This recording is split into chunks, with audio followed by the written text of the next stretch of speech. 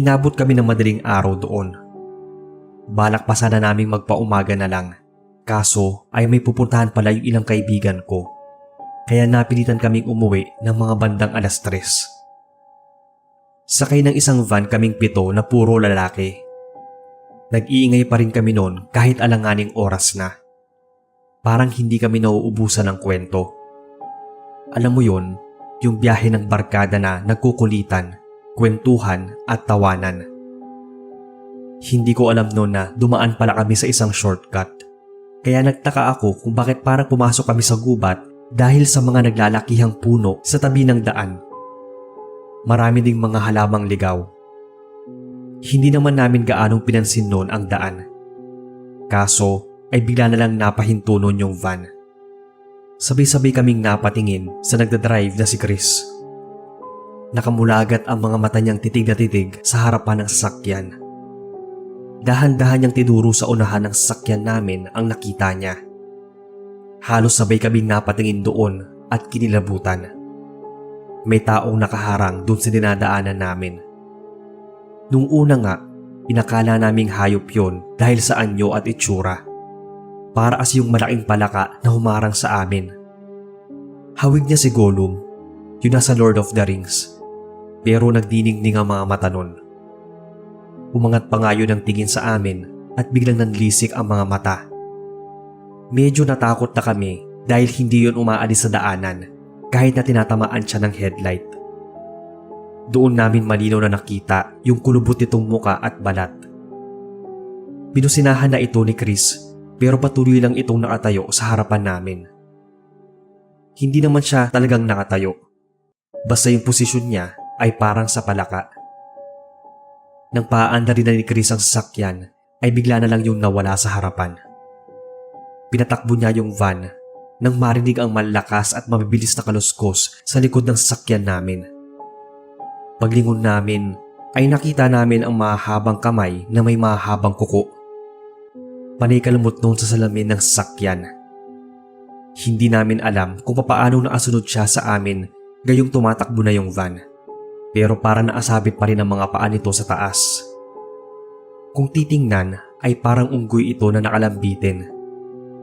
Sigaw kami ng sigaw noon at panitaboy sa kanya. Pero putya, biglang gumisi yon, sabay pukpok ng salamin. Balak pa nga nitong basagin yon at pumasok sa loob ng van. Binilisan pa na Chris ang patakbo, kaya naghiyawan na naman kami nang malaglag ang isang gulong sa kanal. Pero tuloy pa rin ang takbo ng sasakyan. Hanggang sa maarating kami sa main road. Biglang nawala yung nilalang na yon. Hininto ni Chris sa unahan yung van at niyaya kami na bumaba muna. Tiningnan namin yung bawat sulok ng van. Kung may nasira ba o di kaya kung andoon pa rin yung nilalang. Pero wala na. Kaya nakahinga na kami ng maluwag. Napag-usapan namin noon kung anong uri yon ng nilalang. Walang maasagot dahil sadyang kakaiba yon. Pero pinagpalagay na lang namin na isang uri ng aswang. Akala talaga namin, Sir Bob, na hindi na kami susundan noon. Pero nagulat na lang kami nang kumalabog yung bubong ng sasakyan. Sunod ay may kumakaluskos na naman. Walang katao-tao sa labas at wala rin kami gaanong nakakasalubong na sasakyan. Mag-aalas 4 na yon ng umaga. Naririnig namin yung may hinang angil at pagdiin ng mga kuko nito sa bubong. Ang ginawa ni Chris ay pinahinto-hinto niya yung van para malaglag ito. Malapit na kami noon sa bayan namin at medyo nagliliwanag na. Naramdaman na lang namin noon na parang may tumalon pero wala kaming nakita. Isa yon sa nakakatakot na biyaheng naranasan ko, naming magbabarkada. Hindi ko alam kung nananakot lang yon o may balak talagang masama sa amin. Bigla na lang kasi siyang nawala. Pero may narinig kaming bali-balita na may nadidinig silang isang nilalang sa gitna ng gubat. Doon yun sa dinaanan naming shortcut. Hindi ko nga alam kung namamalikmata lang ako minsan kasi nakikinita ko ito sa labas ng bahay namin. Akala ko, ako lang. Lahat pala kami ay binisita ng nilalang na yon. Natigil lang yon nang makabalik na ako dito sa Las Piñas. Yung mga kaibigan ko naman ay nag-alisan muna sa lugar namin. Magpapalipas daw sa ibang lugar para siguro hindi na rin sila sundan ng kung anumang nilalang yon. Maraming salamat po Sir Bob kung inyong mabasa itong story ko. Pero sana ay malatag nyo rin to sa inyong channel at ipaparinig ko sa mga barkada ko. Hello po sa inyo Sir Bob, pati na rin sa mga nakikinig. Tawagin na lang akong Laika from Ilocos Norte. Tubong Leyte si Papa at taga Cebu naman si Mama. Nang namatay ang lola ko na nanay ni Papa ay nagpa siya kaming umuwi doon sa Leyte. Nasa college ako noon, maraming taon na ang nakalipas. Nang ipaalam ko yon sa mga kaibigan ko ay 3 sa kanila ang nagsabing sasama sila. Ang plano ay tatawid kami ng Bohol pagkatapos ng libing para mamasyal. Matagal na raw nilang gustong makita ang Chocolate Hills. Habang nasa burol kami ng lola ko noon ay may ginawa kaming kalokohan Sir Bob. Naglaro kami ng Spirit of the Glass. Katuwaan lang sana at pampalipas oras dahil kami noon ang nagpuyat para magbantay kay lola. Pero ang totoo ay sinubukan din talaga namin kung may epekto ba o totoo yung Spirit of the Glass. Medyo na-disappoint pa nga kami dahil wala namang nangyari. Kung sino-sino nga lang yung tinawag naming mga kaluluwa. Umaasa pa naman ako noon na magpapakita yung kaluluwa ni lola. Pero hanggang sa mailibing siya ay wala siyang paramdam sa akin. Matapos ang libing, nang sumunod na araw ay nagbiyahe na kami papuntang Bohol. Nag-commute lang kami noon para mas ma-enjoy namin ang tanawin. Picture dito, picture doon kami habang nasa biyahe. Panay din ang grupi namin at kuha ng mga litrato ng magagandang tanawin. Ilang oras din ang binahe at sabay-sabay nga rin kaming nakatulog. Paggising ay nakahinto na kami sa isang kainan. Bumaba muna kami para kumain. Sunod ay kumuha na naman kami ng litrato sa kainang yon. Minadaanan pa kaming magandang tanawin at hindi namin pinalagpas. Halos ilang oras din yung biyahe namin noon sa bus nang maarating kami sa port. Habang nasa ferry ay panay naman ang grupi namin. Maayos naman ang mga kuha, lalo na nung maarating kami ng Bohol. Maayos din ang pakiramdam ng kaibigan naming si Ruby. Pero nang pabalik na kami ng Ilocos, dahil doon na rin kami sa Bohol sumakay ng eroplano pa Maynila, bigla na lang sumama yung pakiramdam niya. Ang akala namin ay napagod lang, pero giniginaw daw siya. Wala naman siyang lagnat noon, pero parang balisa. Panidaing niya na nananakit yung balikat niya. Ilang oras pa kami naghintay sa airport. Hindi na maipinta yung mukha ni Ruby. Pinakain namin siya ng noodles dahil baka nalipasan lang ng gutom. Pero walang nagbago sa itsura niya. Namumutla, pinagpapawisan ng malamig at balisa. Yung isa naming kaibigan noon na si Tiffany, nag-i-scan ng mga pictures namin sa cellphone niya. Cellphone kasi niya ang ginamit namin sa groupie at siya din yung maraming nakuha sa mga tanawin na nadaanan namin. Nagulat na lang kami nang bigla siyang napahiyaw at nabitawan ang hawak na phone. Nanginginig pa nga yung mga kamay niya at sinabing tinan namin yung mga larawan sa cellphone niya. Mabilis kong dinampot yon at chinek yung mga sinasabi niyang pictures. Ganoon na lang ang paggapang ng kilabot at takot ko nang makita yung mga pictures na kuha namin. Lahat yon nakakakilabot. Sa bawat kuha naming magkakaibigan at sa mga tanawin ay may isang babaeng palaging andoon. Ang nakakapanindig balahibo pa ay palagi siyang nakadikit kay Ruby. Naapagtataka rin na hindi namin makita ang itsura nito dahil malabo, pero malinaw ang katawan. Wala naman kaming matandaan na may nakasama kaming ganoon. At kahit meron, ay napaka-imposible talaga na mapasama siya sa lahat ng pictures. Iba-iba ang lugar na kinunan namin, at lahat ay andoon siya. Nang makita ni Ruby ang mga pictures, napailing na lang siya. Ilang beses daw niyang nakita ang babae na yon. Natatandaan niya ang suot nito, pero hindi niya maaninag ang itsura. Tapos bigla daw nawawala. Parang palagi daw yun nakasunod at nakamasid sa kanya. Nang bigla siyang napaangat ng tingin. Kitang-kita namin yung gulat sa mukha niya. Di agad siya nakapagsalita. Tulala siyang nakatitig noon sa isang direksyon sa airport. Nang tingnan ko ay wala namang kakaiba. Pero para nang naiiyak si Ruby noon na nakatingin. Maya-maya ay sinabi niya na andyan na raw yung babae. Hinanap namin sa paligid pero wala talaga kaming makita. Hanggang sa maarating kami ng Ilocos ay wala pa ring imik at palaging tulala si Ruby. Kaya minabuti nila na patingnan muna siya sa isang manggagamot o albularyo. Pinagbubura din namin lahat ng mga pictures na andoon yung babae kahit grabe yung panghihinayang namin nun.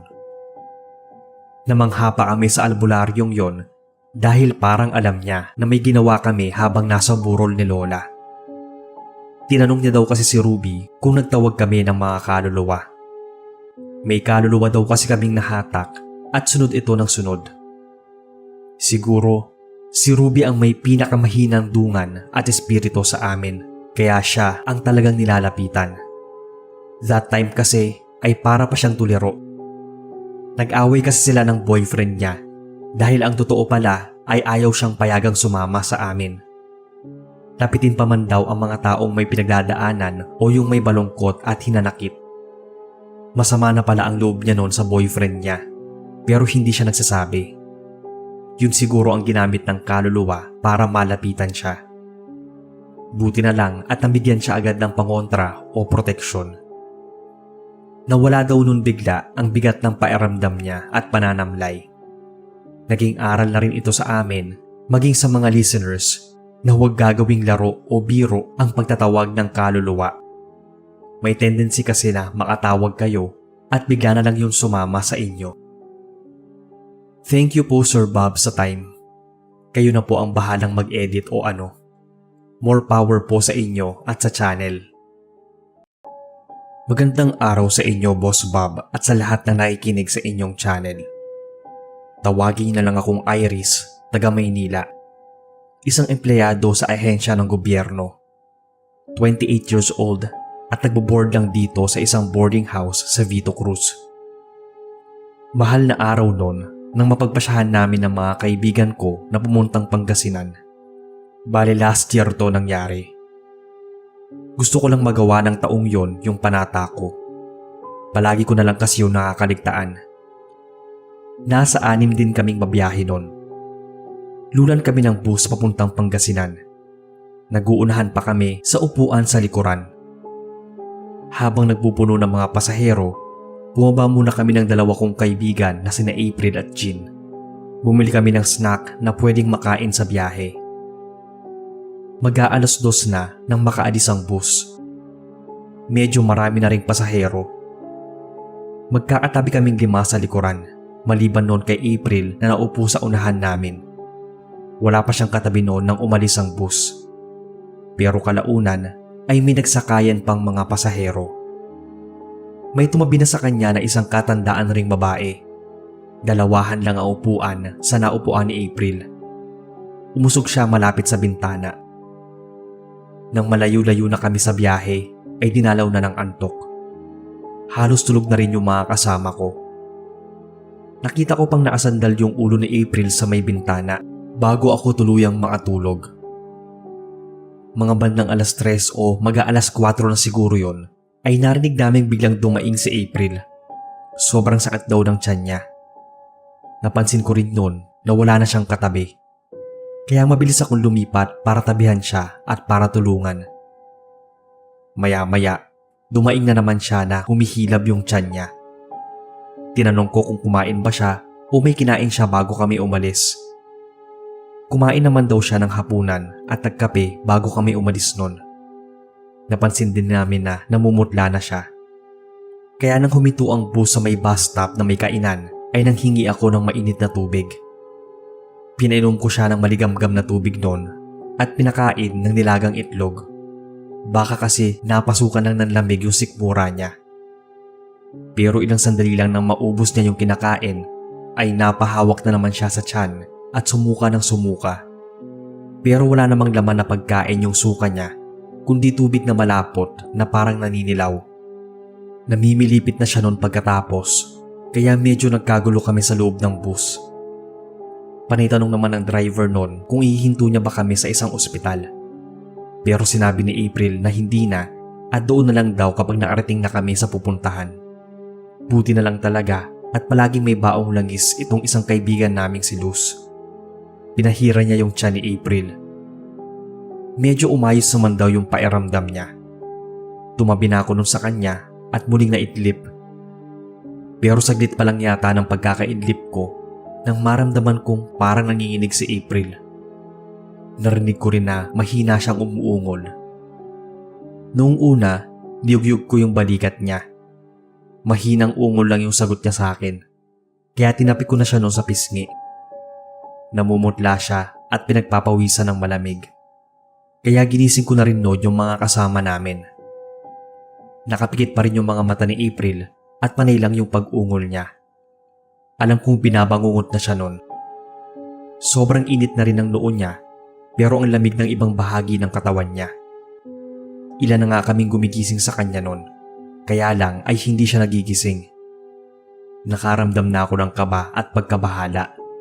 Medyo malayo pa kami sa pupuntahan at alanganin din na magpahinto pa kami sa madadaanang ospital noon, kaya paulit-ulit ko siyang tinapik sa pisngi. Naglingunan na nga yung ibang mga pasahero sa amin dahil nagpapanik na kami. Marahang nagising si April at habol ang kanyang paghinga. Parang nangihina siyang lumingon sa akin noon. Ang sama raw ng panaginip niya at napahawak na naman siya sa tiyan. Doon siya muling nagsuka at namilipit. Buti na lang noong mga oras na yon ay malapit na kami sa unang bayan ng Pangasinan. Paghinto ng bus doon ay bumaba na kami. Agad kami nagpahatid noon sa lugar ng isa naming kaibigan na si Froy. Sabi niya ay marunong manggamot ang lola niya sa mga sakit sa tiyan. Baka sakaling gumaling naman daw para hindi na kami magastusan sa ospital. Pagdating namin sa kanila ay muling sumuka si April ng malapot na tubig na kulay dilaw. Sabi ng lola ni Froy ay mukhang nausog daw si April. May nilaga siya ng dahon na pinainom sa kanya. Sunod ay pinalawayan niya sa amin yung tiyan ni April. Pero hindi pa rin nawala yung sakit at paghihilab nun. Wala daw magagawa si Lola kundi lagain ang damit na suot ni April. Nagulat pa nga kami nang lagain niya yon at ipainom sa kaibigan namin yung pinakulo ang tubig.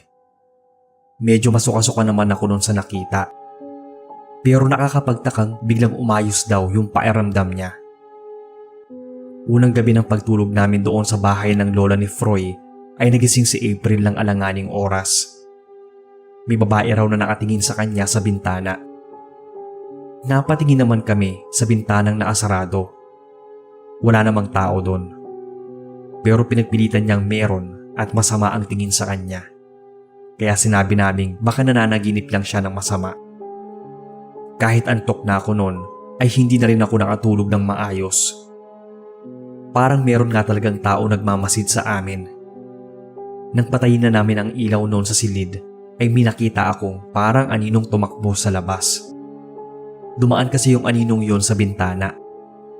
Medyo maliwanag naman sa labas dahil may poste ng ilaw sa kabilang kalsada. Biglang kumabog yung dibdib ko noon at nangilabot. First time ko kasing makarinig ng huni ng tik-tik noon, Boss Bob. Paikot-ikot yon sa palibot ng bahay. Narinig na lang namin na nag-iingay yung lola ni Froy. Sa wikang Panggalatok, nagsabi siya ng parang pambihirang aswang at sinundan daw talaga kami dito. Hindi lang daw pala nausog si April ng ordinaryong tao. Aswang daw marahil ang umusog sa kanya at balak pa siyang hawaan. Kaya naman hindi na kami nakatulog noon at nakiramdam buong gabi. Parang may nagwawalang mabangis na hayop sa labas na gustong sirain yung dingding ng kwarto namin. Sabi ng lola ni Froy ay gabunan daw siguro yon dahil mukhang wala itong takot. Nagsaboy na kami ng asin at kung ano-ano pang pangontra. First time kong matakot ng husto. Kahit marami-rami kami sa loob ng bahay, ay di nabawasan yung takot ko. Wala talaga sa plano namin noon ang pumunta sa bahay ng lola ni Froy dahil kumuha kami ng kwarto na matutuluyan sa bayan. Kaya lang ay kailangan namin siyang mapagamot. Kaya naman, nang medyo magliwanag na at wala na yung gumagambalang aswang sa amin, ay umalis na kami kina Froy. Medyo humihilab pa rin daw ang tiyan noon ni April, pero di na tulad ng nakaraang araw. Unang ginawa namin ay nagsimba kami at nagpahiling dahil may healing mass noon. Naging maayos naman ang ilang araw naming pananatili doon sa Pangasinan. Nang pabalik na kami ng Maynila, doon naman kami nakaramdam ng kakaiba, lalo na si April. Nagiinit daw yung batok niya. Palagay ko ay kasakasama namin yung aswang na yon sa biyahe, papunta at pabalik. Parang sinundan kami para manghawa. Nalaman din namin na nung bata pa lang itong si April ay marami na siyang naranasan tungkol sa mga elemento at nilalang tulad ng aswang. Talagang batiin daw siya. Sinabihan namin siya na bumili ng pangontra sa Quiapo o di kaya ay palagi siyang magdala ng asin at bawang. Pati nga buntot pagi ay bumili siya. Tinatabi niya yon sa pagtulog niya. Wala naman ng masamang nangyari sa kaibigan namin pagkatapos nun. Hindi naman siya nahawaan at natigil na rin yung sumusunod sa kanya. Hanggang dito na lang boss ang kwento. Sana ay mabasa ninyo. Mapagpalang araw sa iyo Kuya Bob at sa lahat ng mga listeners. Tawagin na lang akong Pia. Originally, taga Bacolod. Pero dito na ako nagtagal sa Quezon City, sa bahay ng tiyahin ko. Marami kaming magkakapatid. Kaya naisipan ng tiyahin ko na kupkupin ako at paaralin nung nasa high school ako. Nagtatrabaho na ako noon nang maisipan kong magbakasyon sa lugar namin sa Bacolod. Hindi ko naman inaasahan noon na sasama ang mga kaibigan ko. Gusto daw nilang maranasan ang bumiyahe sakay ng barko at kung paano ang pamumuhay sa probinsya namin sa Bacolod. So para na siyang naging biyahe ng barkada. 4 silang sumama sa akin. 2 lalaki at 2 babae. Bali 5 kaming bumiyahe noon at sumakay ng Roro. Mga taong 2015 to nangyari dahil kaka-resign ko lang noon sa trabaho. Excited kaming 5 dahil unang beses naming magbabakasyon na magkakasama at sa malayong lugar pa. First time din kasi nilang makasakay ng barko. Papatawid pa lang kami mula Batangas papuntang Mindoro ay hindi na mapigilan ang pananabik ng mga kasama ko. May pumapalakpak pa nga. Mga bandang 2:00 ng hapon nang maatawid kami ng Mindoro, sakay ulit ng bus. Kapag nasa bus kami ay wala kaming ginawa kundi kumain at matulog. Ang biyahe noon ay mula Calapan papuntang Rojas Port. At doon muli kaming sasakay ng ferry papuntang Katiklan. Doon na nga nagsimula yung kababalaghang nangyari sa akin. Hindi ko na maalala yung pangalan ng barko. Basta 5 to 6 hours ang biyahe. Papadilim na nang maarating kami ng Rojas Port, kaya gabi na talaga ang naging biyahe namin noon ng barko. Bumili muna kami ng makakain bago sumampa. Naghanap kami ng pwesto na pwedeng latagan at doon kami naglatag para makahiga. 8:00 nang makaalis ang barko. 10:00 ay halos tulog na ang mga pasahero, kaya humiga na at nagpahinga na kami noon. Kalagitnaan yata ng gabi ay nagising ako para magbanyo. Hindi na ako nagpasama sa kanila dahil alam kong pagod din yung mga kasama ko. Habang naglalakad ako papuntang banyo ay may nadaanan ako. Akala ko nga nung una, ordinaryong tao lang na nakatayo sa gilid ng banyo. Pero nang papalapit ako, nakakapagtaka dahil parang hindi nakasayad yung mga paa niya sa sahig ng barko. Mabilis itong umalis nang papasok na ako ng banyo. Nalingunan ko pa yon, pero hindi ko matandaan kung anong itsura. Ewan ko ba kung malabo yung mukha niya o ano. Paglabas ko ay wala na yon. Pero muli ko yung nadaanan sa may railings ng barko. Doon na ako ginapangan ng kilabot. Kitang-kita ko mismo na nakaangat yung mga paa niya habang naatayo sa may railings. at sa isang iglap lang ay nakaakyat na ito sa railings at biglang tumalon. Napasinghap ako. Hindi ko alam kung bakit hindi ako makasigaw. Ilang segundo rin akong nakatingin noon sa tinalunan niya. Nagtataka ako kung bakit wala man lang ni isang nag-react sa mga pasaherong gising pa dahil mukha namang nakita nila yung babaeng tumalon. Medyo nagulat pa ako noon nang tawagin ako ng isang kaibigan kong si Babe. Marahan at wala sa sariling naglakad ako papalapit sa kanya. Kakain daw kami noon ng cup noodles at nagpasama siya sa akin na maglagay ng tubig. Natanong pa nga niya kung bakit daw ako namumutla.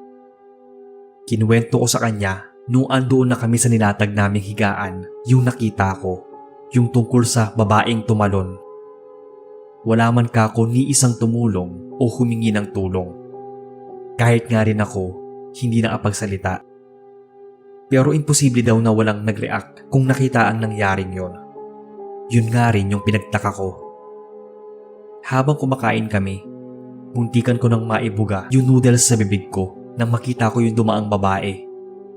Kahawig nun yung babae sa CR at yung babaeng tumalon. Yung suot nitong damit, yung haba ng buhok, yung palda na lagpas tuhod.